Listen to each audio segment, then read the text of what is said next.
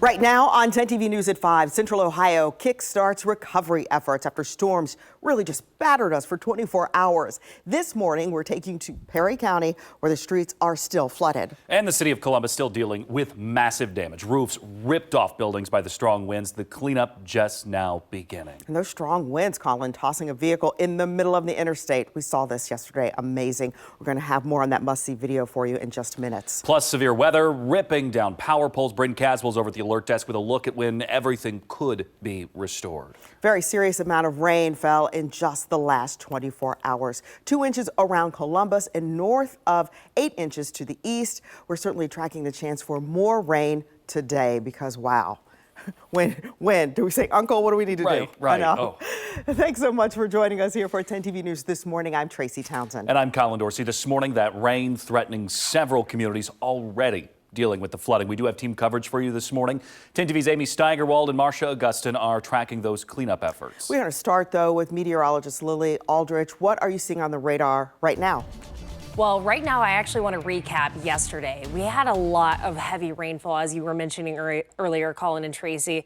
Some areas seeing around 2 inches of rain and upwards of possibly seeing 8 inches in some areas. And we actually have a flood watch in effect today for certain counties that could see impacts of seeing some more rain later on this afternoon. I know that's not what we really want to hear today after all of that rain that we saw yesterday. Here's a closer look. All of these reds and oranges you see right here, you can kind of see these details starting to pop up. How much rain we saw yesterday, around 8 inches just southeast of Columbus, of the metro. And this is over the last 48 hours. And we will continue to see some rain later this afternoon. And I'll detail out more that we need to know coming up a little bit later. But radar right now, thankfully, looking a little dry. This green right here isn't actually rain. It's just kind of some scattered activity. But I'll detail more that you need to know coming up after this. As of this morning, more than 67,000 AEP Ohio customers are still without power. AEP is telling us that they're working to restore the power to everyone, but according to the outage map you see on your screen, that's not likely going to happen until Friday, the 14th at about noon. Bryn is tracking the outages from the alert desk and has more from AEP at 5:15, so stay with us for that. The storms are giving children in Upper Arlington an extra day of summer vacation.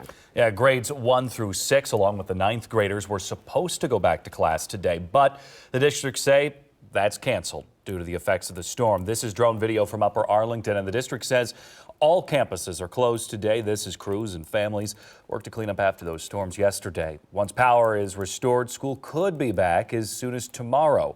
We are expecting an update from the district later today. Meantime, floodwaters have just inundated communities in Perry County. We're talking about Crooksville and New Lexington. We learned one person died in Roseville. That's a village in both Perry and Muskingum counties. And that's where we're going to find 10 TV's Marcia Augustin live for us this morning. Marcia, what have we learned about that person who died?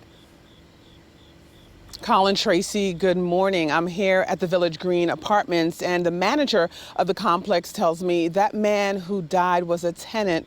She knew him for years. Now, I'm here in the parking lot where the flooding was. There was tons of water here we showed you yesterday, but now take a look. That water has since receded.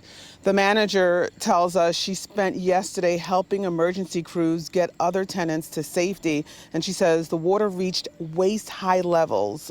More rain moved through the area, which made the water rise. The damage and loss of life, she says, was devastating. It's heartbreaking because I mean, I knew him when I was a tenant here, and you know, he was a very nice person, and it's so sad. I feel for his family. It's just so devastating. Everybody, it's just really heartbreaking. Yeah, it is. I mean, these people has lost everything. Yeah, and Governor DeWine has declared a state of emergency here in Perry and Muskingum counties. Marcia Augustin, 10 TV News. All right, Marcia, thank you so much. Columbus Mayor Andrew Ginther is saying the rest of the week may not look like it normally does because of all of the damage that we are seeing here in the city. Right, at a city news conference yesterday afternoon, Mayor Ginther said it isn't just going to get back to normal today or tomorrow. I want to encourage everybody to plan on a very different next couple of days and the rest of the week. Things are not going to be fully restored and back to normal later today or tomorrow, the day after that. Now, we do need to take you out to look at some of that damage around Columbus. There is so much of it. 10 TV's Amy Steigerwald in South Columbus. You've seen a lot of destruction in the past 24 hours. What are you seeing this morning, Amy? Yeah, really all across central Ohio, here in Columbus and other area suburbs look a lot like this. This is right at the intersection of Marion and Lockbourne in South Columbus. And you can see that tree just cutting those utility lines here off of Lockbourne. And that is the reason why so many people are still without power here this morning. We're told there is damage to at least 30 transmission poles along I-71. That is according to Columbus Water and Power. Obviously, stay away from this if you see it, but as you drive around central Ohio, here in South Columbus, I can tell you in Clintonville, roughly near Henderson and High, there are similar looking situations when with debris all over the road and branches, trees cutting those utility lines. Of course, today will be a very busy day for crews with AEP trying to get that power back on. But yesterday, we spoke with many people who experienced this damage, and they are still working to clean up from the storm. And then we're probably going to be displaced for a while as a new church plant. We've been in here 6 months, and church has been growing, but now we're like, okay, we got to figure something else out maybe. Look at that tree it fell on the other side of us there.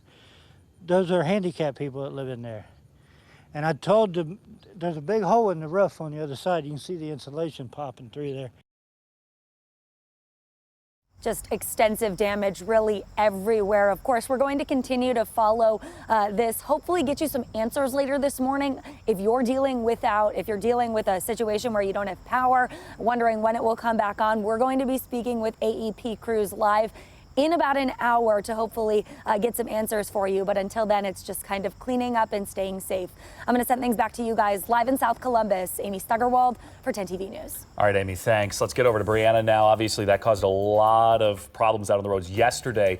Anything still causing issues this morning? Yeah, well, right now, when we're looking at interstates, state routes, and highways, those are looking okay this morning. We are seeing some fog out there, so do be careful if you're stepping out right now. We're showing you a quad box this morning, showing you different areas of 270 from around the city, the metro this morning, including Sawmill, State Route 3 over by Westerville Road. Over here, the bottom left's going to be 270. West Broad Street, seeing some traffic pick up just slightly. But yeah, the worst of it's going to be actually in Delaware County, so a heads up once again, about 3 miles of visibility where you're at. Colin. Brandon, thanks. And of course, 10 TV is staying on top of the weather and all its impacts. To get the latest updates, make sure that you have the free 10 TV app downloaded to your phone or TV if you haven't done so already, so you can stay with us and all those updates throughout the day.